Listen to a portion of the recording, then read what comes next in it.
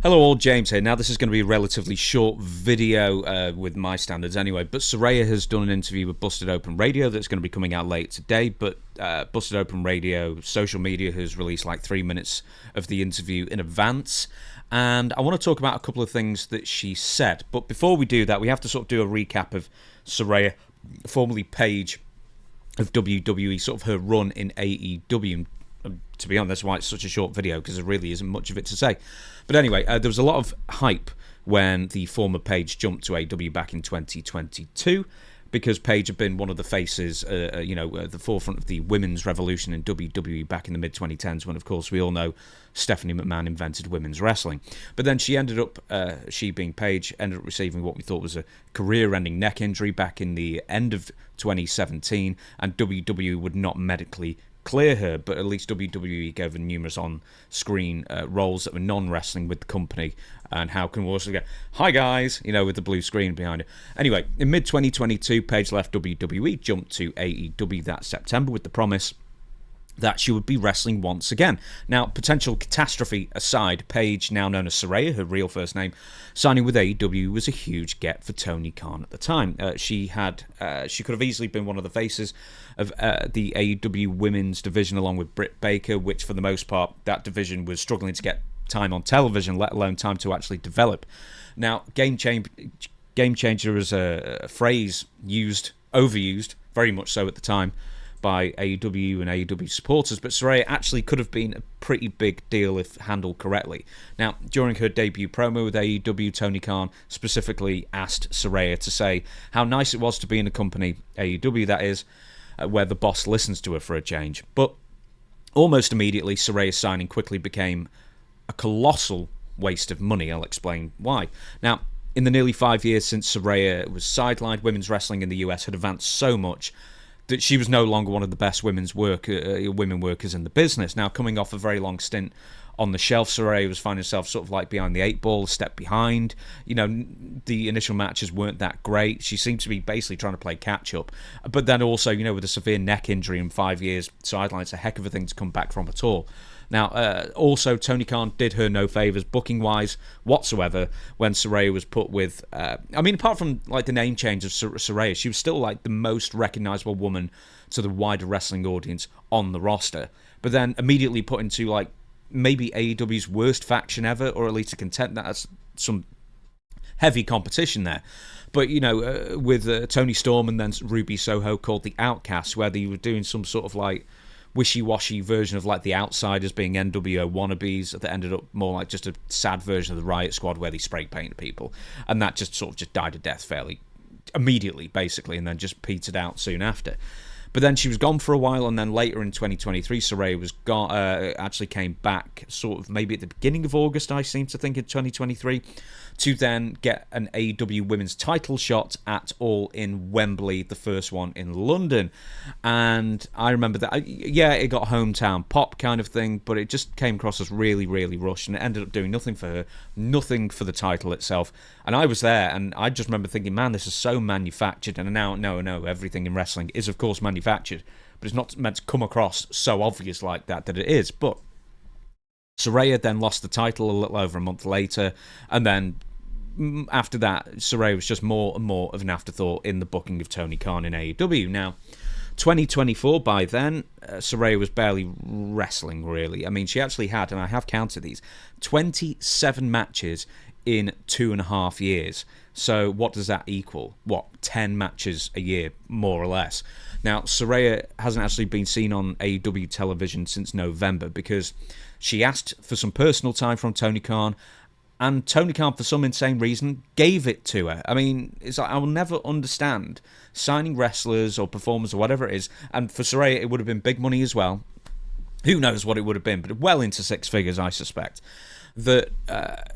But yet she can just ask for months and months of paid leave, and Tony Khan goes, yep, absolutely fine. It's why can't the rest of us find a boss like this? I'm self-employed. I'm never going to find a boss like this. But, for everybody else, pretty much, where are all these bosses just handing money for sick leave, basically, even when you're not sick or hurt? Anyway, not that I know what was going on in her personal life. I don't know. But the point is that, I'll get to this later, she managed to write a book You know what I mean? Which I suspect she was writing while she was still wrestling, that she had so little to do. So why does she need the time off? But anyway, the other thing I wanted to make note of is that as a favour hire, Tony Khan brought on Saraya's brother, and now he was going by the name Zack Knight. He made the grand total of 5 wrestling matches, or did a grand total of 5 wrestling matches for AEW, only one of which aired because the rest of them were all dark matches, and then 5 matches on Ring of Honor as well for a grand total of 10 in 18 months, and yet another colossal waste of money. He was released, a month or 2 ago, something like that. But anyway, back to the Busted Open, and back to Dave LaGreca asking Saraya if she was happy with her AEW run. Man, her response says it all. You happy with? Oh, hang on, I haven't done the stupid audio. 1 second. I'm not editing this out. Happy with the run that you had in AEW? You know what? Dearie me.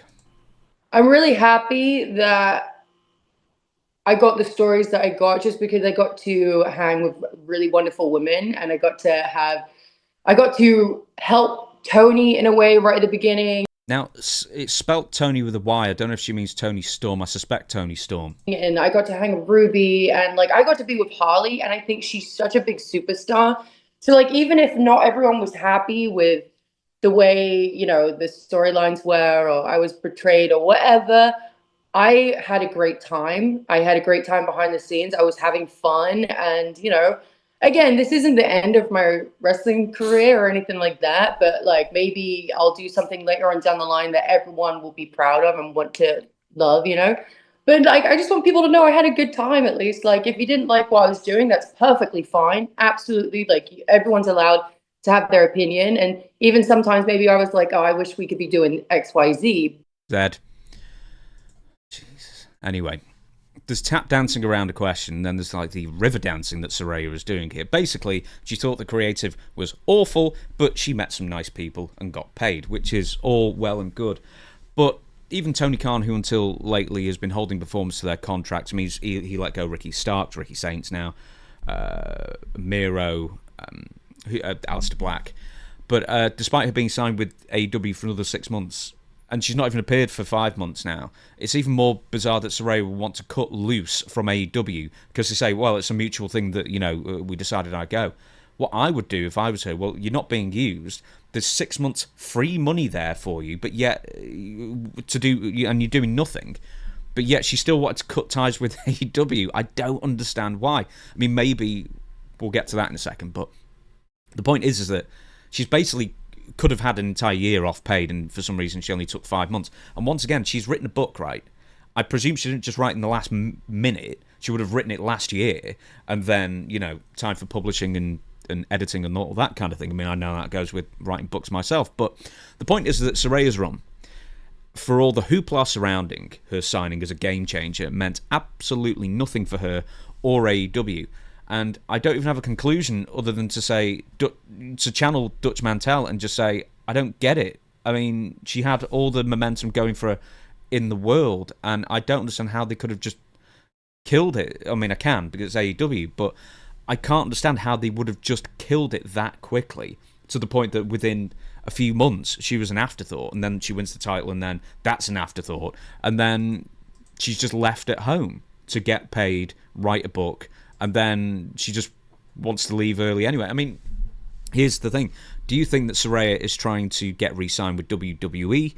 Does WWE even want her at this point? Now, Saraya at the end just said that she's not done with wrestling.